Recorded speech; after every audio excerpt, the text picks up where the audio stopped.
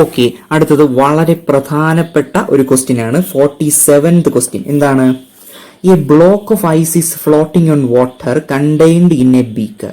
If all the ice melts the level of water. അപ്പൊ നോക്കൂ, ഇത് ഒരു ബീക്കറാണ്, ഇതിൽ ജലമുണ്ട്. നോക്കൂ, ഇതാണ് ജലത്തിന്റെ ലെവൽ. അപ്പോൾ ഒരു ഐസ് ഇതിനകത്ത് ഇടുന്നു. ഓക്കെ, അപ്പൊ ഐസ് ഇട്ടതിന് ശേഷം ഐസ് മെൽറ്റ് ചെയ്യുമ്പോൾ നോക്കൂ, ഈ വാട്ടർ ലെവലിന് എന്ത് സംഭവിക്കും എന്നാണ് ക്വസ്റ്റ്യൻ. ഓക്കെ, അപ്പൊ നോക്കൂ, സ്വാഭാവികമായി നമ്മൾ വളരെ പെട്ടെന്ന് ചാടിക്കയറി കറുപ്പിക്കുന്ന ആൻസർ ഏതാണ്? ഓപ്ഷൻ നോക്കിയാൽ അറിയാം, ഓപ്ഷൻ ബി ആണ്, റൈസസ്. നമുക്ക് നോക്കിയാൽ എന്താണ്, ഇത് റൈസ് ചെയ്യില്ല സ്വാഭാവികമായി, പക്ഷെ ഒരിക്കലും റൈസ് ചെയ്യില്ല. ഓക്കെ, വാട്ടർ ലെവൽ അതേപോലെ തന്നെ നിൽക്കും, remains the same. Option A ആണ് ആൻസർ. അത് എങ്ങനെ ഉണ്ടാകുന്നു എന്നതാണ് നമ്മൾ ഡിസ്കസ് ചെയ്യാൻ പോകുന്നത്. ഓക്കെ, നോക്കൂ, ഇതാണ് ice block. Okay, ice block. ആ ഐസ് ബ്ലോക്കിന്റെ മാസ് എം ഐസ് എന്ന് സൂചിപ്പിക്കാം. ഓക്കെ, നോക്കൂ, ഈ ഐസ് ബ്ലോക്ക് ഈ വെള്ളത്തിൽ എന്ത് ചെയ്യുകയാണ്? ഫ്ലോട്ട് ചെയ്യുകയാണ്. അത് നിങ്ങൾക്കറിയാം. എന്താണ് കാരണം?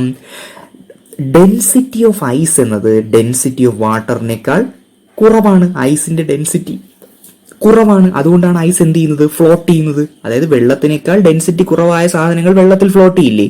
ഓക്കെ, നോക്കൂ, ഇനി ഫ്ലോട്ട് ചെയ്യേണ്ട കാരണം നമുക്ക് അതിന്റെ ഡീപ്പ് ഫിസിക്സിലേക്ക് വരാം.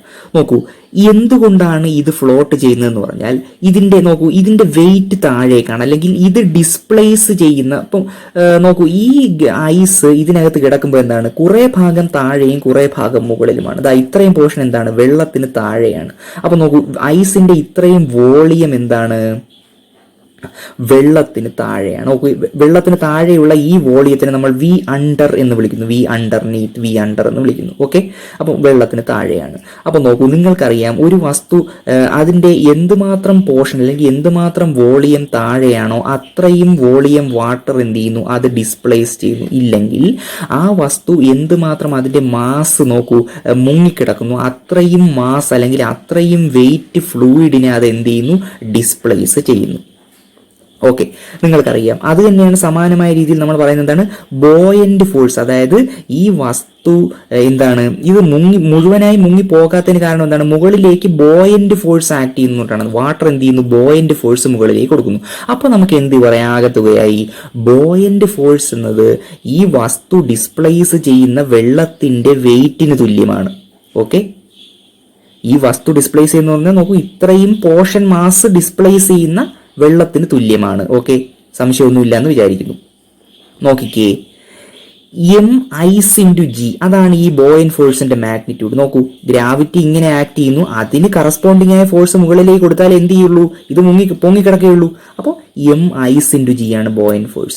നോക്കൂ, വെയിറ്റ് ഓഫ് ഡിസ്പ്ലേസ്ഡ് ഫ്ലൂയിഡ് എത്രയാണ്? വെയിറ്റ് എന്ന് പറഞ്ഞാൽ എന്താണ്? Mass into acceleration due to gravity അല്ലേ? അപ്പോൾ എന്താണ് ഡിസ്പ്ലേസ്ഡ് ഫ്ലൂയിഡ് എന്ന് പറഞ്ഞാൽ ഈ ഐസ് ഡിസ്പ്ലേസ് ചെയ്യുന്ന ഫ്ലൂയിഡ് ഏതാണ്? അത് വാട്ടർ ആണ്. അപ്പോൾ നോക്കൂ, വാട്ടറിന്റെ മാസ് എങ്ങനെ കണ്ടുപിടിക്കാം? Density into volume. Density into volume. നോക്കൂ, അപ്പോൾ ഇത് വാട്ടറിന്റെ ഡെൻസിറ്റി ഇൻറ്റു ഡിസ്പ്ലേസ് ചെയ്ത വോളിയം. അത് എത്രയാണ്? നോക്കൂ, ഐസിന്റെ ഇത്രയും പോർഷൻ അല്ലേ ഡിസ്പ്ലേസ് ചെയ്തത്. അപ്പോൾ വി അണ്ടർ ഇൻറ്റു ജി. നോക്കൂ, ഇത് ക്യാൻസൽ ചെയ്താൽ നിങ്ങൾക്ക് എന്ത് കിട്ടും? നോക്കൂ, rho water into V underneath equal to M ice. അതായത് ഐസിന്റെ മാസ് എന്ന് പറഞ്ഞാൽ എന്താണ്? വെള്ളത്തിന്റെ density into volume underneath, that is equal to mass of ice. അപ്പൊ നോക്കൂ, ഇത്രയും മാസ്, അതായത് ഈ ഐസിന്റെ മാസ് എന്നത് ഇത്രയും ഐസാണ്. നോക്കൂ, ഇത്രയും ഐസിന്റെ മാസ്, ടോട്ടൽ മാസ് എന്ന് പറഞ്ഞാൽ എന്താണ്? ഇത്രയും ഐസിന്റെ മാസ് ഇത്രയും വോളിയത്തിൽ ഫില്ല് ചെയ്യപ്പെടും എന്നല്ലേ നിങ്ങൾക്ക് ഇതിൽ നിന്ന് മനസ്സിലാക്കാൻ പറ്റുന്നത്? ഇതെന്താണ്? ഈ വോളിയം എന്താണ്? ഇത്രയും വോളിയമാണ്. ഈ എം ഐസ് എന്താണ്? ഇത്രയും മാസാണ്. അപ്പോൾ അതിനർത്ഥം എന്താണ്? ഇത്രയും മാസ്, ഈക്വേഷനിൽ നിന്ന് മനസ്സിലാക്കാം, ഇത്രയും മാസ് ഇത്രയും വോളിയത്തിൽ ഫില്ല് ചെയ്യപ്പെടും. അപ്പൊ നോക്കിക്കേ, വെള്ളത്തിന്റെ ലെവൽ പോവോ? ഉയരുമോ? ഇല്ല, റിമെയിൻസ് ദ സെയിം. അപ്പോൾ ആൻസർ എത്രയാണ്? ഓപ്ഷൻ എ ആണ്. നിങ്ങൾ ഫിസിക്സ് മറക്കരുത്. എന്താണ്? വെള്ളത്തിന്റെ ലെവൽ ഒരുപോലെ ഇരിക്കുന്നു. ഓക്കെ, അപ്പോൾ ആൻസർ എ ആണ്. 47th question. ഓക്കെ, അടുത്ത നമുക്ക് ക്വസ്റ്റ്യൻ നമ്പർ 50 ഡിസ്കസ് ചെയ്യാം. എന്താണ് ക്വസ്റ്റ്യൻ നമ്പർ 50 പറയുന്നത്? An iron of mass 800 gram and density 8 gram per centimeter cube is suspended half immersed in oil of density 0.9 gram per cc. The tension in the suspension. നോക്കൂ, ഇത് ഓയിലാണ്. ഓയിലിൻ്റെ density എത്രയാണ്? ഓയിലിൻ്റെ density ഓയിലിൻ്റെ density 0.9 gram/cc ആണ്. അപ്പോൾ iron എന്ത് ചെയ്യുന്നു? ഇതിൽ സസ്പെൻഡ് ചെയ്യുന്നു. പ്രത്യേകത എന്താണ്? ഹാഫ് ഇമ്മേഴ്സ്ഡ് ആണ്. പകുതി ഭാഗം ഇമ്മേഴ്സ് ചെയ്യുന്നു. ക്വസ്റ്റ്യൻ എന്താണ്? The tension in the suspension. സസ്പെൻഷനിലെ ടെൻഷനാണ് കണ്ടുപിടിക്കുന്നത്. ഓക്കെ, നമുക്ക് ചെയ്തു നോക്കാം. നോക്കൂ, വോളിയം ഓഫ് ദി അയൺ. അയണിന്റെ വോളിയം എങ്ങനെ കണ്ടുപിടിക്കാം? അയണിന്റെ മാസ് ഡിവൈഡ് ബൈ അയണിന്റെ ഡെൻസിറ്റി എത്രയാണ്? 800 gram ഡിവൈഡഡ് ബൈ 8 gram/cc. ഉത്തരം എത്ര? 100 cm³ എന്ന് കിട്ടും വോളിയം. ഓക്കെ, നോക്കൂ, ഹാഫ് ഇമ്മേഴ്സ്ഡ് എന്ന് പറഞ്ഞാൽ എന്താണ്? ഇത് മാസ് എന്ന് പറഞ്ഞാൽ എന്താണ്? ഇമ്മേഴ്സ് ചെയ്യുന്നതിന് മുമ്പുള്ള വോളിയം, എയറിലുള്ളപ്പോൾ ഉള്ള വോളിയമാണ് ഇത്. 100 cm³. ഹാഫ് ഇമ്മേഴ്സ്ഡ് എന്ന് പറഞ്ഞാൽ എന്താണ്? അപ്പോൾ ഇതിനകത്ത് മുങ്ങുന്ന വോളിയം എന്ന് പറഞ്ഞാൽ 100 അല്ല, പിന്നെ 100ന്റെ പകുതിയാണ്. അപ്പോൾ 100ന്റെ പകുതി വോളിയം മുങ്ങുമ്പോൾ എത്ര വോളിയം എന്ത് ചെയ്യും? ഡിസ്പ്ലേസ് ചെയ്യപ്പെടും. ഇതിന്റെ പകുതി വോളിയം തന്നെ 50 cm³cc. അപ്പോൾ നോക്കിക്കേ, അപ്പോൾ മാസ് ഓഫ് ഡിസ്പ്ലേസ്ഡ് ഓയിൽ എങ്ങനെയാണ്? മാസ്, നിങ്ങൾക്ക് വോളിയം കിട്ടി, അതിനെ ഓയിലിന്റെ ഡെൻസിറ്റി കൊണ്ട് മൾട്ടിപ്ലൈ ചെയ്താൽ എന്ത് കിട്ടും? മാസ് കിട്ടും. എത്ര മാസ് ഓയിൽ ഡിസ്പ്ലേസ് ചെയ്യപ്പെട്ടു? അപ്പോൾ 50 × 0.9 എത്ര കിട്ടും? 45 gram ഓയിൽ ഡിസ്പ്ലേസ് ചെയ്യപ്പെട്ടു. ഓക്കെ, അപ്പോൾ നോക്കിക്കേ, 45 gram ഓയിൽ ഡിസ്പ്ലേസ് ചെയ്യപ്പെട്ടു എന്ന് പറഞ്ഞാൽ ഈ അയൺ ബ്ലോക്ക്, അതായത് 800 gram ഉള്ള ഈ അയൺ ബ്ലോക്ക് ഇതിൽ മുങ്ങുമ്പോൾ ഇതിൻ്റെ വെയിറ്റ് എത്രയാണ്? വെയിറ്റ് അല്ല, മാസ്. അപ്പോൾ 800 gram മാസ് ഉള്ള ഈ അയൺ ബ്ലോക്ക് ഇതിൽ മുങ്ങുമ്പോൾ എഫക്റ്റീവായി ഇതിൻ്റെ വെയിറ്റ് എത്രയായിരിക്കും? 45 gram കുറവായിരിക്കും. ഓക്കെ, അപ്പോൾ നോക്കൂ, 800 - 45 755 gram എന്ന് കിട്ടും. That is equal to 0.755 kg. അപ്പോൾ ടെൻഷൻ എന്ന് പറഞ്ഞാൽ നിങ്ങൾക്കറിയാം, ടെൻഷന്റെ മാഗ്നിറ്റ്യൂഡ് എന്താണ്? mg ആണ് ടെൻഷന്റെ മാഗ്നിറ്റ്യൂഡ്. അപ്പൊ നോക്കിയേ, എം കിട്ടി. അതായത് ഈ ഓയിലിൽ എഫക്റ്റീവായ വെയിറ്റ് എത്രയാണ് എന്നതാണ് ടെൻഷൻ. അപ്പൊ നോക്കൂ, എഫക്റ്റീവായ മാസ് എത്ര? 0.755 kg. അപ്പോൾ ടെൻഷൻ ഇൻ ദ സസ്പെൻഷൻ എത്ര? 0.755 × 9.8 = 7.39 Newton എന്ന് കിട്ടും. ഓപ്ഷൻ ഇ ആണ്. എത്രാമത്തെ ക്വസ്റ്റ്യൻ ആയിരുന്നു? 50th ക്വസ്റ്റ്യൻ ഓപ്ഷൻ ഇ ആണ്. ഓക്കെ, അടുത്തത് ക്വസ്റ്റ്യൻ നമ്പർ 52 ആണ്. ഓക്കെ, ശ്രദ്ധിക്കുക. A piece of copper having internal cavity weighs 264 gram in air and 221 gram in water. The volume of cavity is. അപ്പോൾ നോക്കൂ, ഒരു കോപ്പർ പീസാണ്, ഇന്റേണൽ ക്യാവിറ്റി ഉണ്ട്. For example ഒരു ഷെല്ല് പോലെ ഉദാഹരണം, അതിനകത്ത് എന്തുണ്ട്? ഒരു ക്യാവിറ്റി ഉണ്ട്. ഓക്കെ, ഷെല്ല് തന്നെ ആവണമെന്നില്ല, ഒരു ഇന്റേണൽ ക്യാവിറ്റി ഉള്ള ഒരു പീസ് ഓഫ് കോപ്പർ. അതിൻ്റെ വെയിറ്റ് 264 gram ആണ് എയറിൽ. എന്നാൽ വാട്ടറിലോ 221 gram. ഓക്കെ, നമ്മൾ കണ്ടുപിടിക്കേണ്ടത് എന്താണ്? ആ ക്യാവിറ്റിയുടെ വോളിയമാണ്. ഓക്കെ, നോക്കൂ, തന്നിരിക്കുന്നത് എന്താണ്? കോപ്പറിൻ്റെ ഡെൻസിറ്റി 8.8 gram/cc. ഓക്കെ, നോക്കൂ, ഈ കോപ്പർ പീസിൻ്റെ വോളിയം എങ്ങനെ കണ്ടുപിടിക്കാം? നിങ്ങൾക്ക് അതിൻ്റെ മാസ് എത്രയും തന്നിട്ടുണ്ട് എയറിൽ, അതിൻ്റെ ഡെൻസിറ്റി തന്നിട്ടുണ്ട് എങ്കിൽ വോളിയം ഓഫ് കോപ്പർ പീസ്, ആ കോപ്പർ പീസിൻ്റെ വോളിയം എത്രയാണ്? Mass of it in air divided by density എത്ര? 264/88 = 30. 88 അല്ല, 8.8 ആണ്. 30 cubic centimeter എന്ന് കിട്ടും. അതായത് വോളിയം 30 cc. നോക്കൂ, ഇത് വെള്ളത്തിൽ ഇമ്മേഴ്സ് ചെയ്യപ്പെടുമ്പോൾ ഇതിൻ്റെ വെയിറ്റ് 221 gram ആകുന്നു എന്ന് പറഞ്ഞിട്ടുണ്ട്. ഓക്കെ, 221 gram എന്ന് പറഞ്ഞാൽ എന്താണ്? വെയിറ്റ് ആണ്. ഓക്കെ, അപ്പം നോക്കുക, വോളിയം ഓഫ് വാട്ടർ ഡിസ്പ്ലേസ്ഡ്. അപ്പോൾ എങ്ങനെ കണ്ടുപിടിക്കാം? എത്ര വെള്ളം ഡിസ്പ്ലേസ് ചെയ്യപ്പെട്ടു? എത്ര മാസ് വെള്ളം ഡിസ്പ്ലേസ് ചെയ്യപ്പെട്ടു divided by density of water. Okay, അപ്പം നോക്കൂ, അതെന്താണ്? മാസ് എന്ന് പറഞ്ഞാൽ നിങ്ങൾക്കറിയാം, force by acceleration due to ഗ്രാവിറ്റിയാണ്. ഓക്കെ, അതെന്താണ്? അവിടെയുള്ള ഫോഴ്സ് എന്താണ്? അത് ബോയന്റ് ഫോഴ്സ് ആണ്. തൊട്ട് മുമ്പത്തെ പ്രോബ്ലത്തിൽ നമ്മൾ ഡിസ്കസ് ചെയ്തതാണ് എന്താണ് ബോയന്റ് ഫോഴ്സ് എന്നൊക്കെ. അപ്പൊ നോക്കൂ, തൊട്ട് മുമ്പത്തെ എന്ന് പറഞ്ഞാൽ ഒരു പ്രോബ്ലത്തിൽ ബോയന്റ് ഫോഴ്സ് ബൈ ജി. ഓക്കെ, അവിടെ ആക്ട് ചെയ്യുന്ന ഫോഴ്സ് ഏതാണ്? ബോയന്റ് ഫോഴ്സ് മാത്രമേ ഉള്ളൂ. മുകളിലേക്ക് എന്താണ്? ഇതിനെ എഗെയിൻസ്റ്റ് ആയിട്ട്, ഗ്രാവിറ്റിക്ക് എഗെയിൻസ്റ്റ് ആയിട്ട്. അപ്പോൾ buoyant force divide by G divided by density of water. Okay, നമ്മളിപ്പോൾ കണ്ടുപിടിക്കുക എന്താണ്? വോളിയം ഓഫ് വാട്ടർ ഡിസ്പ്ലേസ്ഡ് ആണ്. ഓക്കെ, അപ്പോൾ നോക്കൂ, ഇവിടെ തന്നിരിക്കുന്നത് ഇത് മാസ്സാണ്, ഇത് വോളിയമാണ്, ഡെൻസിറ്റിയാണ്. ഓക്കെ, അപ്പോൾ നമ്മൾ ഇവിടെ കണ്ടുപിടിച്ചത് volume of water displaced that is equal to buoyant force divide by G divided by 1. Density 1 gram per cc ആണ് കേട്ടോ. വെള്ളത്തിന്റെ density in terms of in units എന്താണ്? gram per cc. ഇവിടെ ജി എന്താണിത്? Acceleration due to gravity. Okay, ഇനി നമുക്ക് ബോയന്റ് force കണ്ടുപിടിക്കണം. ബോയന്റ് force എന്ന് പറഞ്ഞാൽ എന്താണ്? എങ്ങനെ കണ്ടുപിടിക്കും? മാസ് ഇൻറ്റു ആക്സിലറേഷൻ ആണ് ഫോഴ്സ് എപ്പോഴും. അപ്പം നോക്കിക്കേ, ഇവിടെ ബോയന്റ് ഫോഴ്സ് ആക്ട് ചെയ്യുന്നത് എങ്ങനെയാണ്? നിങ്ങൾ 264 gram ഉള്ള ഒരു കോപ്പർ പീസിനെ വെള്ളത്തിൽ ഇട്ടപ്പോൾ അതിൻ്റെ മാസ് കുറയുന്നു എന്ന് പറഞ്ഞാൽ വെയിറ്റ് ആണ് കുറയുന്നത് കേട്ടോ, 221 ആകുന്നു. അപ്പോൾ ചേഞ്ച് ഇൻ വെയിറ്റ് എങ്ങനെ കണ്ടുപിടിക്കാം? Change in weight 264 minus 221. നോക്കൂ, അത്രയും മാസ് ഇൻറ്റു ജി, അത്രയും ബോയന്റ് ഫോഴ്സ് കിട്ടിയാലേ ഇത് വെള്ളത്തിൽ ഇമ്മേഴ്സ്ഡ് ആവുകയുള്ളൂ, അല്ലെങ്കിൽ ഇമ്മേഴ്സ് ചെയ്യുമ്പോൾ അത്രയും ബോയന്റ് ഫോഴ്സ് കിട്ടുന്നതാണ്. അപ്പോൾ 43 ഇൻറ്റു ജി. ഓക്കെ, ഇനി നോക്കൂ, അപ്പോൾ വോളിയം ഓഫ് വാട്ടർ ഡിസ്പ്ലേസ്ഡ് എങ്ങനെ കണ്ടുപിടിക്കാം? Buoyant force divided by G divided by density. അപ്പോൾ ജി ക്യാൻസൽ ചെയ്ത് പോയി 43 cc. അപ്പോൾ നിങ്ങൾക്ക് എന്ത് കിട്ടി? നിങ്ങൾക്ക് ഇപ്പോൾ കിട്ടിയത് എന്താണ്? വോളിയം ഓഫ് വാട്ടർ ഡിസ്പ്ലേസ്ഡ് ആണ്.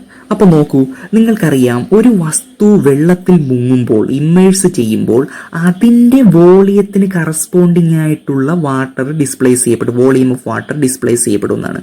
അപ്പോൾ നോക്കൂ, ഈ കോപ്പർ പീസിൻ്റെ വോളിയത്തിൽ ആരൊക്കെയുണ്ട്?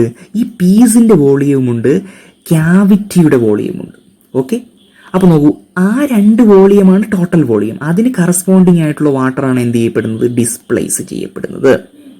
അപ്പോൾ ഇതിൽ നിന്ന് വോളിയം ഓഫ് ക്യാവിറ്റി എങ്ങനെ കണ്ടുപിടിക്കാം? That is equal to volume of water displaced minus volume of എന്താണ്?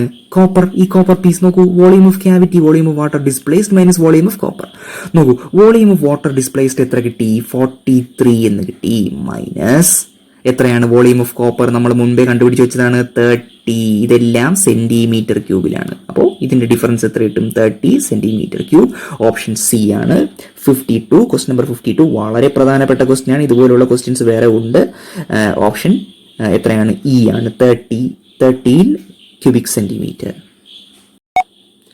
ഓക്കെ, അടുത്തത് ക്വസ്റ്റ്യൻ നമ്പർ 53 ആണ്. ക്വസ്റ്റ്യൻ നമ്പർ 53 എന്താ പറയുന്നത്? A soap bubble has a radius small r and surface tension of the film is S. The energy needed to double the diameter without change of temperature. അപ്പം നോക്കൂ, ഒരു soap ബബിളിന്റെ radius small r ആണ്, ആ ഫിലിമിന്റെ surface tension S ആണ് എങ്കിൽ നിങ്ങൾക്ക് നോക്കൂ, ഈ ബബിളിന്റെ ഡയാമീറ്റർ ഡബിൾ ആക്കാൻ എത്ര എനർജി കൊടുക്കണം എന്നാണ്. അപ്പോൾ നോക്കൂ, ബേസിക് ഫോർമുല എന്താണ്? Work done is equal to increase in area into surface tension. നമ്മൾ മുമ്പ് ചെയ്തിട്ടുള്ളതാണ്. ഇനിഷ്യൽ സർഫസ് ഏരിയ എത്രയാണ്? 8, സ്മോൾ ആർ ആണ്, 8 πr². എങ്ങനെ 8 πr² വന്നു? സർഫസ് ഏരിയ സ്പിയറിന്റെ 4 πr² ആണ്. പക്ഷേ ഇവിടെ നോക്കൂ, സോപ്പ് ഫിലിമിന് 2 സർഫസുകളുണ്ട്, 2 × 4 πr², that is 8 πr². Final surface area നോക്കിക്കേ, ഡയാമീറ്റർ എന്ത് ചെയ്യുകയാണ്? ഡബിൾ ചെയ്യുകയാണ്. അതിനർത്ഥം എന്താണ്? റേഡിയസ് ഡബിൾ ചെയ്യുകയാണ്. അപ്പോൾ 2 × ഫൈനൽ സർഫസ് ഏരിയ 4π × ആറിന് പകരം 2r കൊടുക്കുക. ചെയ്യുമ്പോൾ എന്ത് കിട്ടും? 32 πr² എന്ന് കിട്ടും. വർക്ക് ഡൺ എന്ന് പറഞ്ഞാൽ എന്താണ്? Increase in area into surface tension ആണ്. ഇൻക്രീസ് ഇൻ ഏരിയ എന്ന് പറഞ്ഞാൽ എന്താണ്? വലുതിൽ നിന്ന് ചെറുത് കുറയ്ക്കുക. Final minus initial. ഫൈനൽ എത്ര? 32 πr² മൈനസ് ഇനിഷ്യൽ എത്ര? 8 πr². അപ്പോൾ നോക്കൂ, എന്ത് ചെയ്യും? 24 πr² ഇൻറ്റു സർഫസ് ടെൻഷൻ ആയി എസ്. അപ്പോൾ എന്താണ്? ഓപ്ഷൻ ഇ ആണ്. അപ്പോൾ ഇത് എത്രാമത്തെ ക്വസ്റ്റ്യൻ ആണ്? Question number 53, option E, 24 πr² yes. Okay, അടുത്തത് നമുക്ക് ക്വസ്റ്റ്യൻ നമ്പർ 55ലേക്ക് പോകാം. എന്താണ് ക്വസ്റ്റ്യൻ നമ്പർ 55 പറയുന്നത്? 2 spherical bubbles of radii R1 and R2 in vacuum coalesce under isothermal conditions. The resulting bubble has a radius capital R. Then താഴെ പറയുന്ന relation ഏതാണ് correct? Okay, അതായത് final radius initial റേഡിയസുകളുമായി എങ്ങനെയാണ് ബന്ധപ്പെട്ടിരിക്കുന്നത്? Okay, അപ്പോൾ 2 spherical ബബിളുകളുണ്ട്. ഓരോന്നിൻ്റെയും radius എത്ര? R1ഉം ഒന്നിൻ്റെ R2ഉമാണ്. ഐസോതെർമൽ കണ്ടീഷൻസിലാണ്. ഓക്കെ, ഇത് രണ്ടും കൂടി ചേരുമ്പോൾ ഉണ്ടാകുന്ന ബബിളിൻ്റെ, വലിയ ബബിളിൻ്റെ റേഡിയസ് ക്യാപിറ്റൽ R ആണ് എങ്കിൽ ക്യാപിറ്റൽ R ഈ R1ഉം R2ഉമായി എങ്ങനെ ബന്ധപ്പെട്ടിരിക്കുന്നു എന്നാണ് ക്വസ്റ്റ്യൻ. ഓക്കെ, നോക്കൂ, ഇനീഷ്യൽ സർഫസ് ഏരിയ നോക്കിക്കേ. ഫസ്റ്റ് ബബിളിൻ്റെ R1 റേഡിയസ് ഉള്ള ഈ ബബിളിൻ്റെ സർഫസ് ഏരിയ എത്രയായിരുന്നു കൂടിച്ചേരുന്നതിന് മുമ്പ്? 2 × 4πr1² = 8πr1². എങ്ങനെ 2 വന്നു എന്നറിയാലോ, രണ്ട് സർഫസുകളുണ്ട്. ഇനി അപ്പോൾ ഇനിഷ്യൽ സർഫസ് എനർജി എത്രയായിരിക്കും? നിങ്ങൾക്കറിയാം വർക്ക് ഡൺ = എനർജി എന്നാണ്. ഏരിയ ഇൻറ്റു സർഫസ് ടെൻഷൻ എന്ത് കിട്ടും നിങ്ങൾക്ക്? വർക്ക് ഡൺ കിട്ടും, അല്ലെങ്കിൽ എനർജി കിട്ടും. അപ്പോൾ അതിന് സർഫസ് എനർജി എന്ന് വിളിക്കും. അപ്പോൾ surface energy, initial surface energy ഇതിൻ്റെ എത്രയായിരുന്നു? ഇതിൻ്റെ area into surface tension 8πr1² × S. അപ്പോൾ ഫൈനൽ സർഫസ് ഏരിയ എത്രയാണ്? ഫൈനൽ സർഫസ് ഏരിയ അല്ല, ഇനിഷ്യൽ സർഫസ് ഏരിയ ഏതിൻ്റെ ആയിരുന്നു? Okay, initial surface area first ഡ്രോപ്പിന്റെ ആയിരുന്നു. ഇത് സെക്കൻഡ് ഡ്രോപ്പിന്റെ ഇനിഷ്യൽ സർഫസ് ഏരിയ ആണ്. അത് ഫൈനൽ എന്ന് ഉദ്ദേശിക്കേണ്ട കേട്ടോ. സെക്കൻഡ് ഡ്രോപ്പിന്റെ ഇനിഷ്യൽ സർഫസ് ഏരിയ ആണ്, അങ്ങനെ ഉദ്ദേശിച്ചാൽ മതി. ഫൈനൽ ഇത് വേണ്ട. സെക്കൻഡ് ഡ്രോപ്പിന്റെ ഇത് സെക്കൻഡ് ഡ്രോപ്പിന്റെ. ഓക്കെ, അപ്പോൾ സെക്കൻഡ് ഡ്രോപ്പിന്റെ സർഫസ് ഏരിയ എത്രയാണ്? 2 × 4 = 8πr2². അതിന്റെ റേഡിയസ് r2 ആയിരുന്നു. അപ്പോൾ സർഫസ് എനർജി എത്രയാണ്? 8πr2² × S. ഓക്കെ, നോക്കൂ, ഇത് രണ്ടും കൂടിച്ചേർന്ന് ക്യാപിറ്റൽ R റേഡിയസ് ഉള്ള ഒരു ബബിൾ ഉണ്ടായി. ആ ബബിളിന്റെ സർഫസ് എനർജി എത്രയാണ്? ആ ബബിളിന്റെ surface area into surface tension മാറുന്നില്ല, ഒരേ മെറ്റീരിയൽ അല്ലേ. അപ്പോൾ നോക്കുന്നു, ഏരിയ എങ്ങനെ കണ്ടുപിടിക്കാം? 2 × 4πR². അപ്പോൾ എന്ത് കിട്ടും? 8πr² into surface tension. Okay, നോക്കൂ, കൺസർവേഷൻ ഓഫ് എനർജി അനുസരിച്ച് ഫൈനൽ എനർജി = ഇനിഷ്യൽ എനർജി. അപ്പോൾ നോക്കൂ, എന്ന് വെച്ചാൽ എന്താണ് ഉദ്ദേശിക്കുന്നത്? ഈ രണ്ട് ഡ്രോപ്പുകൾ വേറെയായിരുന്നപ്പോൾ ഉള്ള സർഫസ് എനർജികളുടെ സം തന്നെയായിരിക്കും ഇവ കൂടിച്ചേർന്നുണ്ടാകുന്ന വലിയ ഡ്രോപ്പിന്റെ surface energy. Conservation of energy valid ആണ് ഇവിടെ. അപ്പോൾ നിങ്ങൾക്ക് എന്ത് ചെയ്യാം? ഇവിടെ കിട്ടിയതിനെ മേൽ പറഞ്ഞ രണ്ട് കാര്യങ്ങൾ എന്ത് ചെയ്യുക? കൂട്ടിയതിനോട് ഇക്വേറ്റ് ചെയ്യാം. ഓക്കെ, അപ്പോൾ ഇതിൽ നിന്ന് കിട്ടും, നിങ്ങൾക്ക് ക്യാൻസൽ ചെയ്ത് കളയേണ്ട കാര്യങ്ങളെല്ലാം ക്യാൻസൽ ചെയ്യുമ്പോൾ ആൻസർ എത്ര കിട്ടും? r² = r1² + r2². Option D ആണ്. അപ്പോൾ 55th ക്വസ്റ്റ്യൻ്റെ ആൻസർ എന്താണ്? ഓപ്ഷൻ ഡി ആണ്. ഓക്കെ, 56th ക്വസ്റ്റ്യൻ എന്താ പറയുന്നത്? The masses of rain drops falling vertically from a large height are in the ratio 1:4. The ratio of the terminal velocities is. Question simple ആണ്. രണ്ട് rain ഡ്രോപ്പുകളുണ്ട്. അവ എന്ത് ചെയ്യുന്നു? ഒരു ലാർജ് ഹൈറ്റിൽ നിന്നും താഴേക്ക് വീഴുകയാണ്. അവരുടെ മാസുകൾ തമ്മിലുള്ള റേഷ്യോ, അതായത് m1:m2 എന്നത് 1:4 ആണ്. നമ്മൾ കണ്ടുപിടിക്കേണ്ടത് അവയുടെ ടെർമിനൽ വെലോസിറ്റികൾ തമ്മിലുള്ള റേഷ്യോയാണ്. നോക്കൂ, അവയുടെ മാസിന് നിങ്ങൾക്ക് ഇങ്ങനെ എഴുതിക്കൂടെ? Volume into density. രണ്ടും ഒരേ മെറ്റീരിയലാണ്. അപ്പോൾ ഡെൻസിറ്റി ആണ്. ഓരോന്നിൻ്റെയും റേഡിയസ്, ഓരോന്നിൻ്റെയും റേഡിയസ് അല്ല, ഇത് ജനറൽ ഇക്വേഷനാണ്. ഇത് എ എന്ന് പറഞ്ഞാൽ റേഡിയസ്, റോ ഡെൻസിറ്റിയാണ്. അപ്പോൾ ഇത് വോളിയമാണ്. 4/3πa³ ആയ volume into density will give you the mass of the rain drop അല്ലെങ്കിൽ ഡ്രോപ്പ്. ഓക്കെ, നോക്കൂ, ഇതിൽ നിന്ന് നിങ്ങൾക്ക് എഴുതാം മാസ് എന്നത് എന്തുമായി പ്രൊപ്പോർഷണലാണ്? ഇതിൽ a³ പ്രൊപ്പോർഷണലാണ്. ഓക്കെ, എ എന്നുള്ളത് റേഡിയസ് ഓഫ് ഡ്രോപ്പ് ആണ്. എങ്കിൽ നിങ്ങൾക്ക് തിരിച്ചും എഴുതാം, a³ directly proportional to mass എന്ന് എഴുതാം. എന്നിട്ട് ഇതിന്റെ ക്യൂബ് റൂട്ട് എടുക്കുമ്പോൾ എന്ത് കിട്ടും?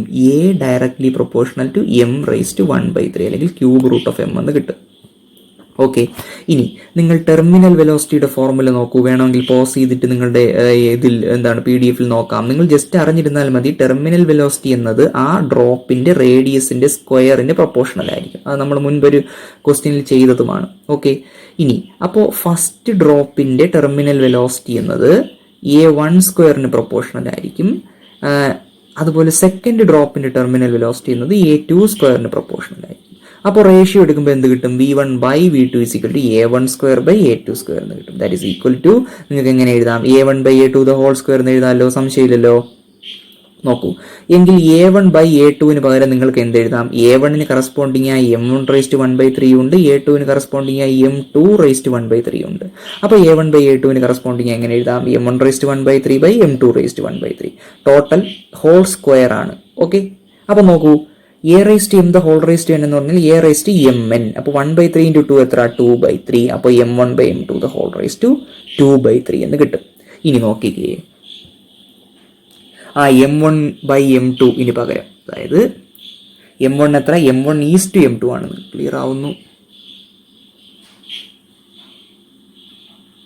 ഓക്കെ, അപ്പോൾ നോക്കൂ m1:m2 എന്ന് പറയുന്നത് 1:4 ആണ്. അപ്പോൾ m1/m2 എന്ന് പറഞ്ഞാൽ 1/4 ആണ്. അപ്പോൾ 1/4 the whole raised to 2/3 എന്ത് കിട്ടും?